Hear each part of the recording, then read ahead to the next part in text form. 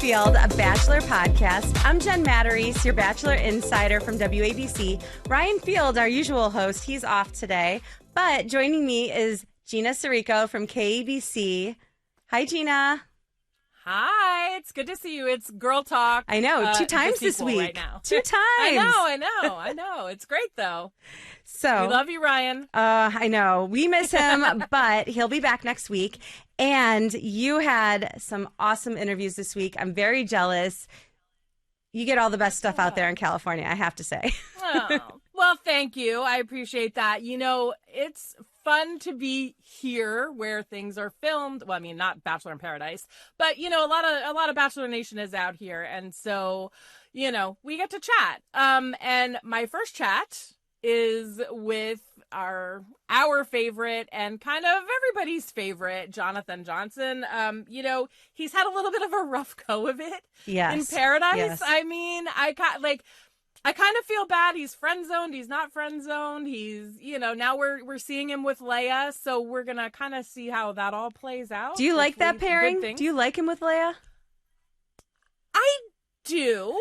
I feel like, you know, they said they were friends before. So, you know, before they came on. So I don't know whether it's going to turn into like love connection, you know, friends who become, you know, like a couple, or whether it's just going to stay in the friend zone. I guess we're going to find out. But we'll see. But he had a lot to say about his journey so far. So why don't you check it out? There is a lot of ups and downs emotionally. I think once you get locked in with your person, you start to learn a lot about how people communicate. Do you guys have the same interests? Do you operate day to day? How do you handle bad moments? How do you handle good moments? Like, are you cheering your person on? Or when they're falling, like, do you sit there and nitpick them or do you bring them back up? Like, and you get to see a lot of that happen. And you're going to love some of the moments. You're probably going to judge some of the moments. You know what I mean? So I think when that competition aspect gets brought into it, you really get to see people's relationships pushed to the limit and tested. And that honestly, and this is a cool part that changed Paradise, because, you know, previously when people are in relationships, you don't forget about them, but you're like, they're just so happy and in their bubble, they're not really on camera, you know? Well, now with this aspect of testing your relationship, well, now these couples that are locked in, you want to know how they operate when they are tested, not when they just get to hang out on a beach and have an all-inclusive vacation. No. Now they're in this moment where it's like, are you guys gonna fight it out? Are you gonna have like what's gonna happen here? And it's really, really, really fun to watch. It was really fun to be a part of, but it's really fun to watch. That's kind of awesome. I mean, when Jesse gave you guys the news that things were going to change, did like the mood and the vibe kind of shift on the beach? A little bit. I think honestly, people were afraid to talk about the money. You know, I think, and it's a tough thing in Bachelor Nation sometimes. I think a lot of us operate out of fear, you know, you don't want to be perceived the wrong way. You don't want people to get the wrong idea about your intentions, you know, here for the wrong reasons is a huge narrative. But like, if you asked anybody at home, would you go on a show that competes for $500,000 and try to win? 99% would be like, yeah, $500,000? Are you kidding me? Where do I sign? You know, and I think a lot of people were like hesitant to be like, it's money on the line now because they thought it was cheapening their relationship. But like, you're still here for normal paradise. You're getting to spend time with your person. You're getting to do these tests to see if you guys are right for each other and have fun together. But at the end of it, there's a potential to maybe win money. And if anything, it does the opposite of cheapening your relationship. Now you're banding together with your person for a common goal. And I think it's a really cool aspect that people should have talked more about. Like, hey, what would you do if you won that? What can we do to be better at this? Like, yeah, it's not the only reason you're here, but it becomes the biggest reason. Yeah, it's because I feel like in that whole idea, it's like you know, everyone talks about the, you know, living in the bubble of paradise, and then in the outside world, things don't always work out because they don't know each other as well. But I feel like these tests will kind of help that, I would think. I would think. Yeah, 100%. You know, I mean, it's an unrealistic environment, so putting you to the test in the best way that you can, it's really fun. And I think it's needed in some of these relationships where you just get to be comfortable 24/7. Like, let's make you a little uncomfortable and see how you respond to it. Yeah, for sure. One thing, like we got to talk about you and April because that was kind of like the talk out of this last episode. Yep. Because it was all, I mean, I love that she's like, I don't know if I can do this, but I'm doing it. I'm Yeah. saving you. Talk to me about that moment and just like, I mean, we were shocked watching it. And it Yep. looked like everybody else on the beach was kind of shocked when it happened too. Am I Oh right yeah. on that? Oh yeah. I mean, we didn't know it was possible. Like, she had checked in on me that night at the rose ceremony because I pretty much accepted defeat at this point. I wanted to go home after Jill and I's conversation.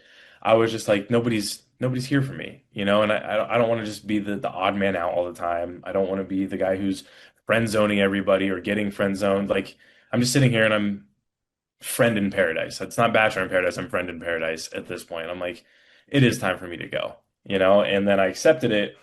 Well, then that night. April pulled me for a chat, and she's just like, "So what's up? Like, are you okay? You this and that, just checking on me." And I share with her like, "Hey, I think I'm going home tonight. You know, I gave it an honest try. You know, I have a lot of love for the people here, but my person's not here. You know, it's time for me to go." And we just shared a lot of different things. We had a heart to heart about like what I want from a partner and what I'm looking for.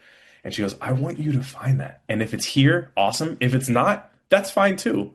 But there's one more round of women coming in, and if there's even the slightest chance that you have that coming, I want to give you the chance to go for it." Which is incredible. You know, she's an amazing woman, especially just to see that and read between the lines and be like, I know you want it, and I know you want to find your person. Um, so that was a really really cool thing of her to do. And then we get up there, and I'm like, I'm going home after I see all the youngins get their roses, and then April's the last one. I'm like, there's no way she can give it to like a young person. Like it doesn't even process in my mind that it's a possibility. I'm like, oh, let's go on the Jack. Like I'm gonna be sitting here smiling, happy that I had a great night with everybody. Hands it to him or hands it to me, calls my name, and I'm like, what? And everybody else is just as shook because we are just like, that's not allowed. And then Jesse's like, yeah, you're good. And we're like, okay, yeah, cool. Have at it, Yeah, friend. I was skeptical at first though because I didn't want to take the opportunity away from a golden man. Yeah. But she reassured me that like, nope, there's no motive behind it. I'm not trying to date you. I want you to just give it one more chance, one more week, see if you find somebody. If not, it's fine. We did speak to her, and she was like, "Yeah, I might have kissed him at one point, if that Ooh. came about. I don't Oh, know. oh, oh, We're kind of okay. I thought you were saying that we did. I was like, no. That you did. Like yeah, she would have been open to it. yeah. One other thing she told us, which I found to be interesting, is that I guess afterwards, we saw in the episode that like she said to Kat, like, "Oh, are you okay?" Afterwards when she had after the ceremony. But she did tell us that there were some of the girls who were kind of like, "Oh, I don't know, maybe he should have gone home." Um, my feeling is that might have been Jill. Like, can you confirm that? I have no idea. But this is something that did bug me a lot while I was there. Is no, none of the girls really asked me why it wasn't working for me in Paradise. You know, is they'd see somebody come in and then they'd be a friend. And they'd see somebody else come in and then it would be not working out. Or I would try with somebody and they would friend zone me. And rather than asking me, they just assume they're a narrative about me of he's just not ready. You know, he's this, he's that, he's whatever. And not once did one of them just come up and be like, hey, are you okay? Like, why aren't things working out? It took the Goldens coming for somebody to finally ask me that. Um, and it was whispers, and I think all the women had an opinion about it. And that's not to say anything bad. Like, I am the odd man out at this point. Like, people want to know why, but rather than asking, they just, I don't know, they took guesses. Some good, some bad. But yeah, I don't know who who said it, but. Uh, Yeah, I mean, I think everybody has a timeline on Paradise, and that probably was my timeline to be sent home. So I'm sure they had an opinion about it, be like, why does he get to stay when he's just friends with everybody? Don't get me wrong, I don't disagree. If I was a viewer at home, I'd be like, why the hell is he still here?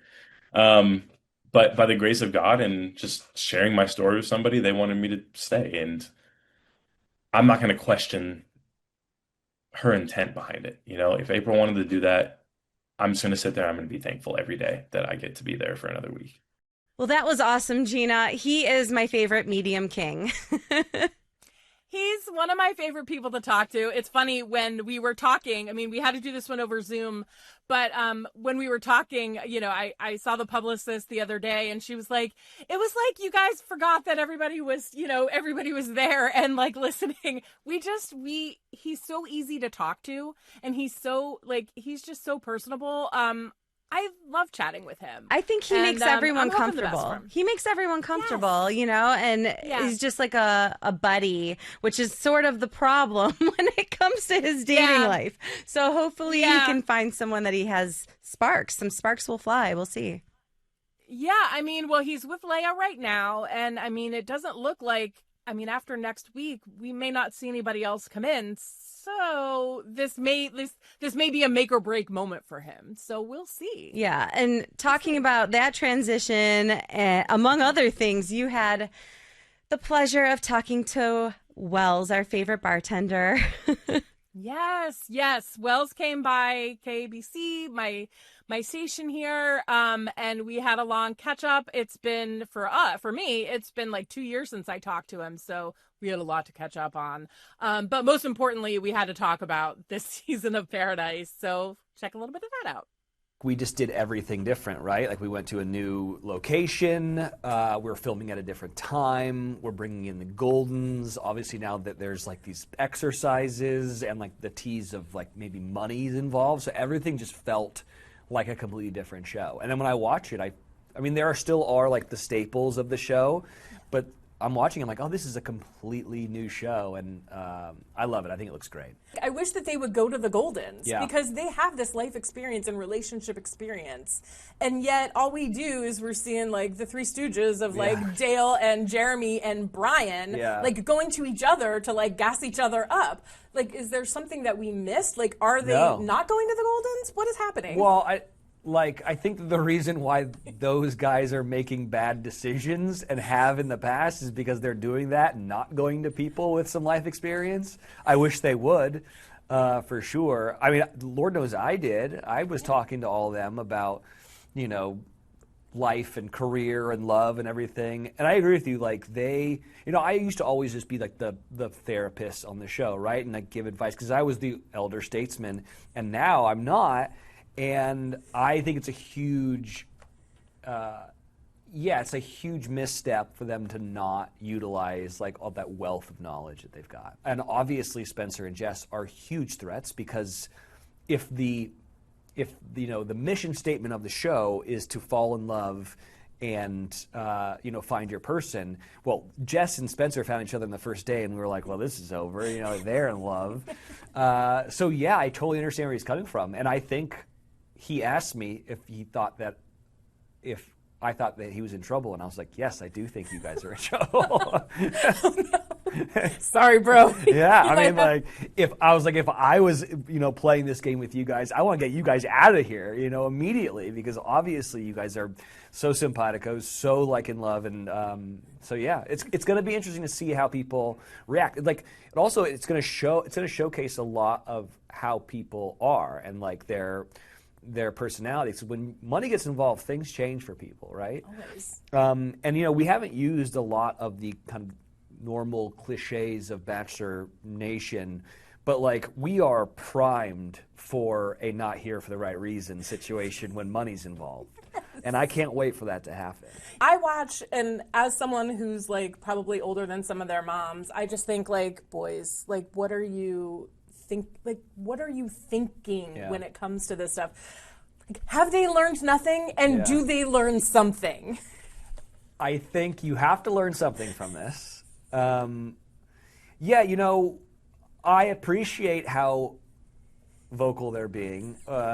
Like sometimes I'm like listening to Jeremy or Brian, and I'm like, I can't believe you're saying this with, cameras are in here. Like you have to know it. But I appreciate it because it's helping tell the story of like what's going on there. Yeah, you know, I think the thing that they're going to learn is you really need to think about the words you choose to use, especially when cameras are rolling. Because like the Jeremy of it all, sure, Susie's beautiful. I get it. I totally understand where he's coming from, but he needs to stop talking about it. Yeah. Because he is now in with Bailey like pretty serious, and you got to stop talking about it because that's just going to hurt you down the road, right? Like you can see Brian be very uncomfortable with the conversation. Yeah. So yeah, and then, you know, Dale saying, I want to go on a date because I want to see how Kat reacts or sweats or whatever, and then kind of denying that he said it. It's like, well, there are cameras everywhere. Like, what are you talking about? And then Jeremy not really wanting to, well, he defends Dale. And so, you know, it's just like, I'm just like, wow, I can't believe this is all happening. And what's great about this is I didn't know this was happening. That's right. Like, you know, like I'm watching it like you guys where I'm like, oh my God, he said that, you know? Like I knew that there was like drama, but I didn't know exactly what it was. And now I get to watch it and I'm like, oh my God, how interesting. Have you called them and been like, bro, like, what are you doing? I don't think, no, I haven't. But usually, like, how I feel about things shows up on the show, you know? Yes. Usually I'm in an interview chair and I'm kind of explaining how I feel.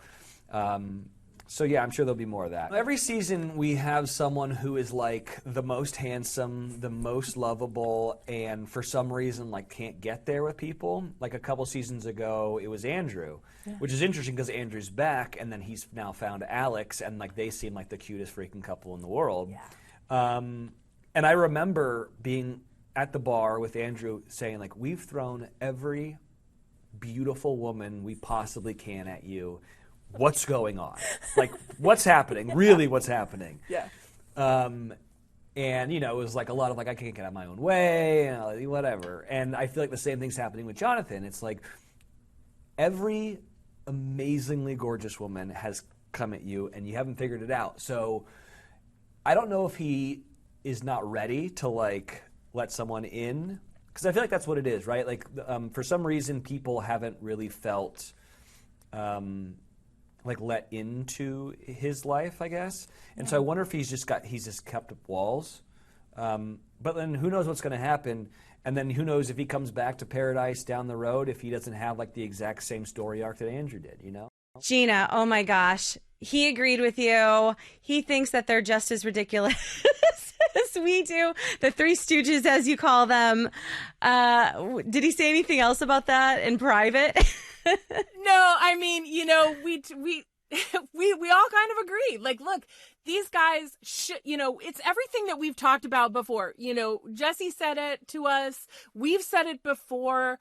Why aren't you going to the Goldens to look for advice? You know, these people have lived life. Yes, they are lots of fun. They're having so much fun, you know, at the resort on Paradise. But also, like, everyone there is trying to look for love. And, you know, these guys know that Keith and Kim and, you know, Kathy Gary, and April and Nancy and Faith, and they're all there, and they've all had this, you know, this amount of life experience where they could tell you, you know, like, look, don't do that. And also, you know, everything's mic'd, right? You're on a reality show. That's the thing that, like, Wells and I both were like, yo, come on. Like, come on. You know there are mics everywhere. And even if you don't have your mic on, Jeremy, you know, it's still going to be heard. Well, and everybody knows what everybody's saying. What Dale had to say when he said what he said, and then he was like, oh, I didn't say that. Like, it was on camera. And then it's like, roll the tape, and I hope they do. And pray that there is a reunion or a tell-all or something, because I want him to, like, I want to hear his reaction once he sees that they had him on tape saying it. Like, come on. So one thing I'm excited to see with this whole changeover of the game where now they're playing for money is I'm excited to see hopefully some more of Jess and Spencer, because, you know, it's alluded to every episode, like, oh, look how happy they they are. Look how well they're doing. They're in love.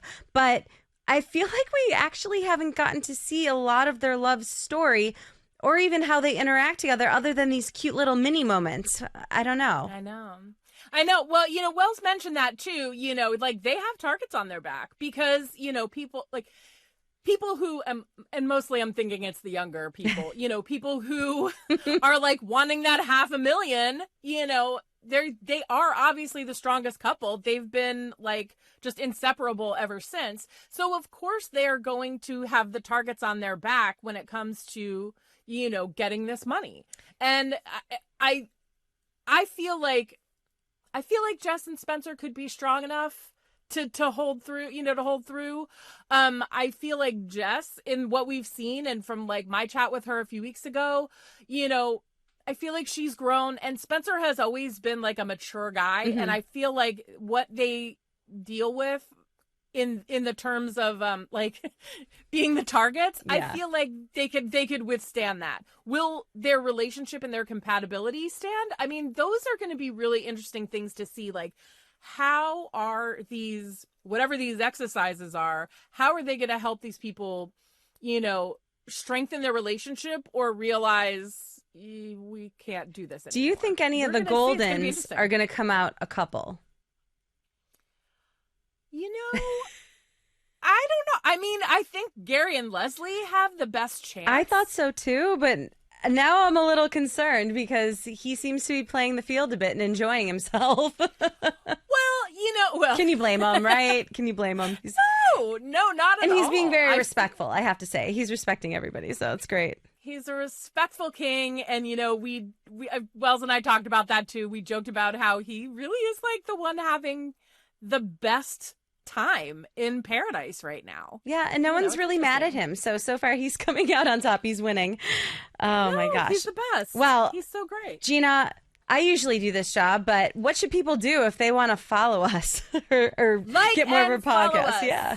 Woo! Like and follow us. We love talking about The Bachelor, and the whole Bachelor franchise. So, come join us. Join us, won't you? All right. Well, thank you again for joining us, everybody. I'm Jen, that's Gina, and Brian will be back next week on our next edition of Playing the Field.